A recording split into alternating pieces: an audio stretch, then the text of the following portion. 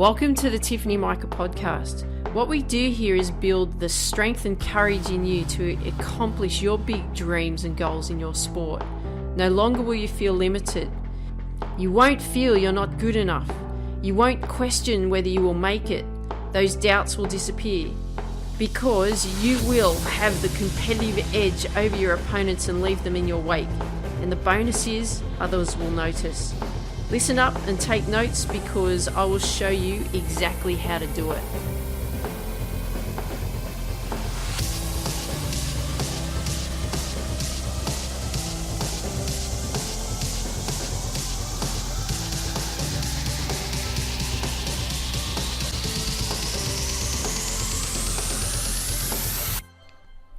Hey there, this is Tiff from the Tiffany Mika podcast and welcome to today's episode. So over this past weekend, we've actually had the Australian Open golf here in Sydney, and it's the men's tournament. It's the last major tournament of the year. We are actually holding the President's Cup down here in Down Under, down in Australia as well, down in Melbourne.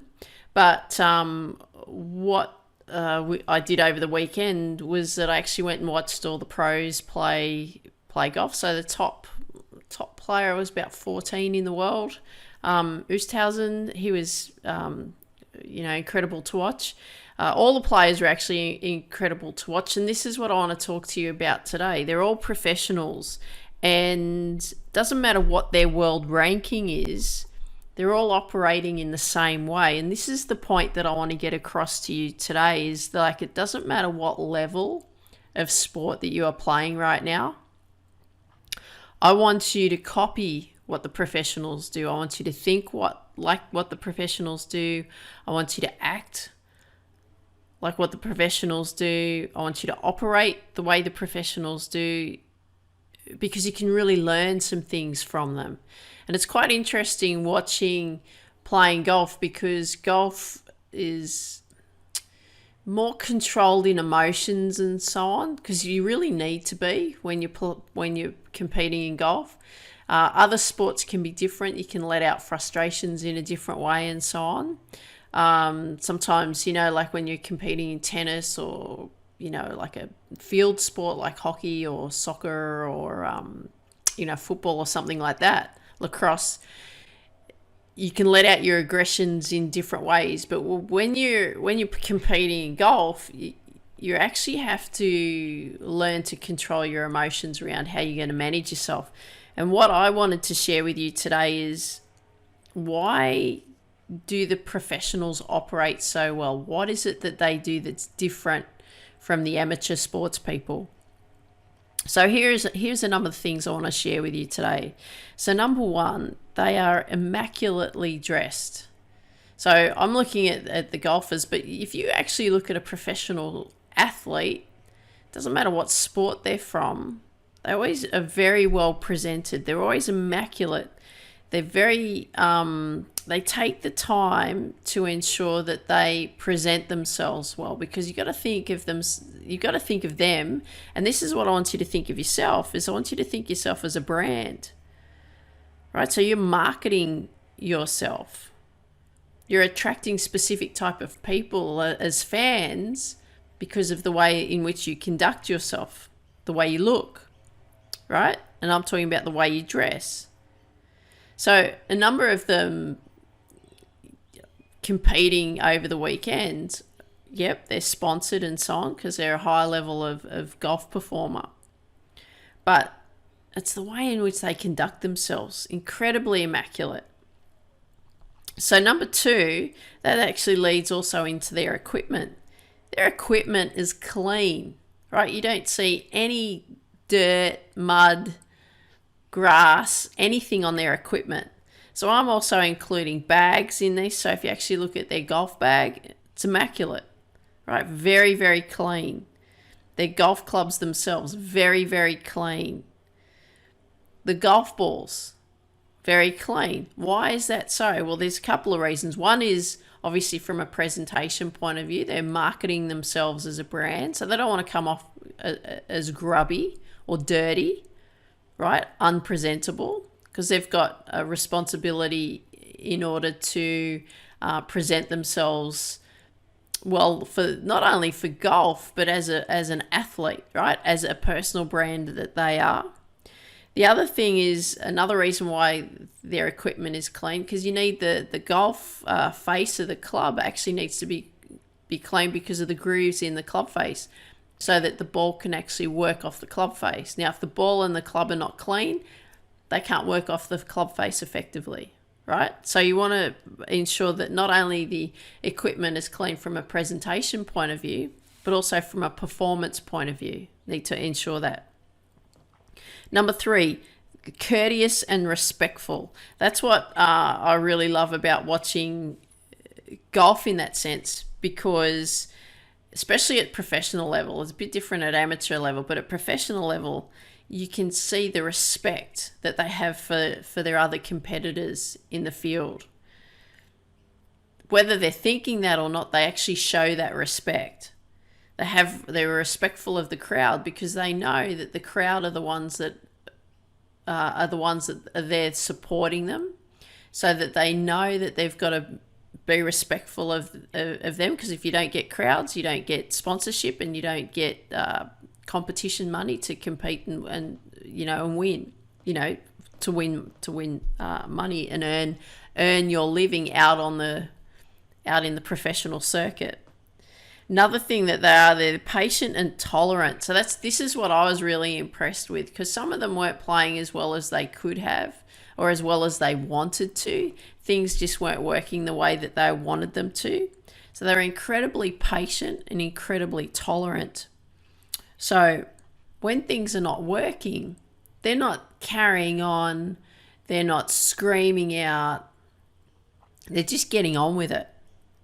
So they're incredibly patient and incredibly tolerant. So I hope you're making mental notes of these while I'm sharing these with you, because I want you to be aware of this is how you want to operate as well. Number 4, preparation.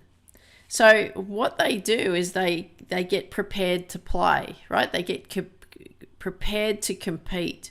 So they have specific warm-up routines that they go through.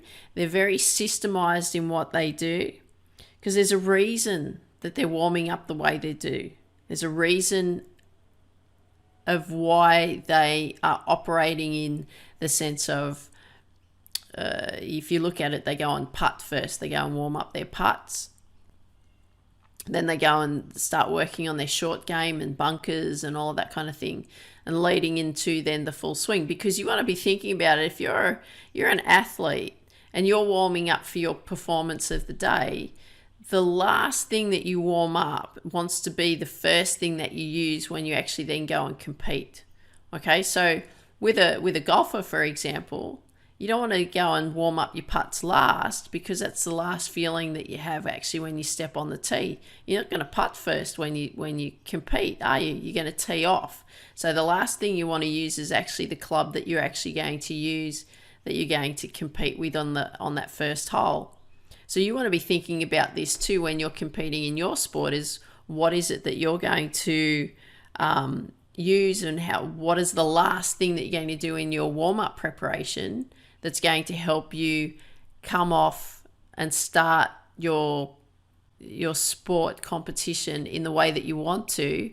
What's the last thing that you've actually done, okay, that's going to complement what you actually start off with? Okay, number 5. They are incredibly focused. So there's crowds walking around with them. You're so close to the players, you could virtually touch them. It's a little bit different here in Australia. It's you can get much closer to the players than you can in the States, and that's because the crowds are different. There's much bigger crowds in America than there are in Australia. So the exciting thing is that you can get much closer to them. But the thing is even though the crowds are everywhere and they're right on top of the players virtually, there's not a lot of space, especially if they hit the ball off the fairway and so on. But they're not getting distracted by the crowd around them, right? They've learned to tune the crowd out. And the reason that they can focus so well and be able to do that is because they've got routines in place. right? So it's incredibly important that you have those routines in place. And that's what I'm going to be talking about when I release the Get Focused program to help you as an athlete focus better. So that'll be coming out early in the new year. Another thing that they do really well is they know how to control their emotions. They know how to control their frustrations. So that's why they can maintain their focus. So even if things, like I said earlier, if things aren't working the way that they want them to, that's okay, because they know how to control their frustrations around it. They know how to zone back in and maintain that focus that they need to maintain. Another thing that they do really well when they're in that zone, they're working on their focus, they breathe, right? They focus on their breathing. There's specific things that they do. And another thing that they also do is they have a game plan, right? So they've got their yardage book that they refer to all the time, but they have a game plan of how they want to perform, how they ideally want to play out on the golf course. They've got a lot of measurements and so on that they refer back to. They make a lot of notes so that they know that when they play that course again, that round again, they know where the specific advantage points are, where the challenging areas are, where they don't want to place the ball to, and so on. They want to know how far it is from each measurement to hit into the green. So the thing is you want to have a detailed game plan so that you know what you are doing and how you're going to perform. Even if you're not performing the way that you want to, you still need to have a game plan, right? It's all about keeping you focused. And another great thing that you see with them as well is they're having some fun, right? They're really enjoying being out there. Yeah, they want to, they're wanting to win the tournament. Yeah, if they win the tournament, they can earn, a substantial amount of money and all of that sort of stuff. But they actually enjoy what they're doing. They love being there. Because if they didn't love doing what they were doing and competing as a professional athlete, well, then what's the point? They wouldn't be doing it, would they? It'd be a drag. But you can see how much they actually enjoy being out there. Number 6, their skills are a really high level. So doesn't matter what, I look at it, it doesn't matter what sport you play at a professional level, your level of skill has to be exact, right? It has to be precise. And golf actually requires a really high level of skill because it's not as easy to hit the ball as it looks. You think, oh yeah, how hard can that be? The ball's not moving. If you haven't played golf before, you'll understand what I'm talking about. But the point that I want to get across to you today is that the skills are high level. So what have they done to have their skills at high level? How high level? They've had lessons. They've gone and practiced religiously, right? It's just part of what they do. And they're refining the technique all the time. So you'll find that the players, when they've actually finished their round, they'll go back out onto the driving range or go back out onto the putting green or the chipping green, wherever they need to actually go back and then focus on refining that technique because they don't want it to let them down when they go out and play their next round. Number 7, once they've actually competed and they've finished their round and they go and to the player's office and mark off their cards and so on and sign their card for the day, they actually go back to the range. And the reason that they go back to the range is they go back to fine-tune what they were doing. So sometimes, like I said just a bit earlier, is that they may not have competed and hit the ball the way that they have wanted to. So then they go back and then they go and work on refining it. But even those that have played really well and have been in front and maybe they're leading for the day and so on, they actually go back and they actually continue to work on refining their game. Because the more precise, the more accurate they are, the better that they're actually going to perform the next day. And they want to keep that, the fine-tuning, the intricate detail of their technique in place so that when they are under pressure, they're still going to be able to perform at that high level. And these are the points that I want to get across to you today. Look at what the professionals are doing. So if you have a look at in your sport, what the top pros are doing, make notes. Be aware of what they're doing. And I'm going to repeat these ones again for you just to remind you of you've got to be thinking of yourself as a professional and how you need to actually operate. And then what I want you to do is then I want you to go and look at the top players in your sport and really analyze what they do. If you get an opportunity to actually go and watch them live, go and do that, because the most interesting things to do is actually to go and watch their warm-up routines. Get there early. Go and actually watch them warm up and prepare for their competition or for their tournament, because it'll give you some real good insight into what they actually do to prepare prior to actually going out and competing. So here's some things I want you to be thinking about. Again, I'll just repeat them. Number 1, immaculately dressed, right? Well presented. Number 2, clean equipment. Number 3, courteous and respectful. Number 4, preparation, right? Preparation is so important for everything that you do.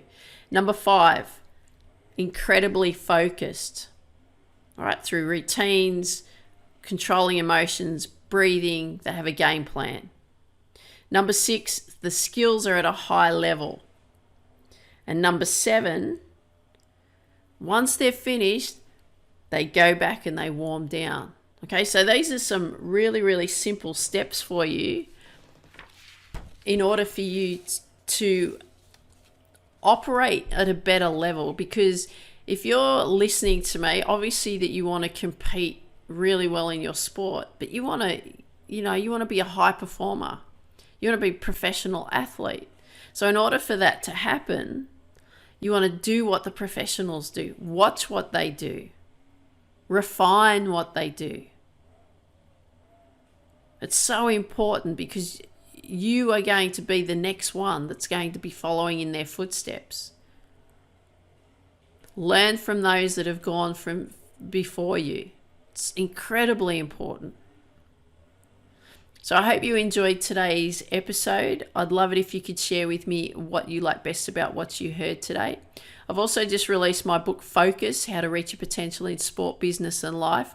I am running a promotion over this month where every book that's sold, I'm donating $5 towards Food Bank to help those that are less fortunate, so that they can have a food on the table every night, so that they're feeding their families. So if you'd like to be part of that and you'd like to buy the Focus, How to Reach Your Potential in Sport, Business and Life, and also help support Food Bank, if you go to Tiffany Mika, mika.com/food bank, that's one word, I'd really appreciate it, because we want to raise as much money as we can for Food Bank this Christmas.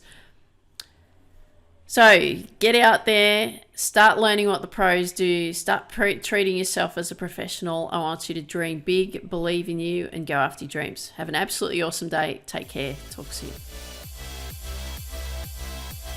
Thanks for listening to today's episode. If you haven't yet downloaded the #1 deadly mistake athletes make sure you go to tiffany-mika.com and download the #1 deadly mistake athletes make. Share with me what you like best about what you heard in the comments section wherever you hear this episode. Share with your friends that you know that would benefit from these episodes, and please leave a 5-star review wherever you hear these episodes. I would really appreciate it. Dream big, believe in you, go after your dreams. Have an absolutely awesome day.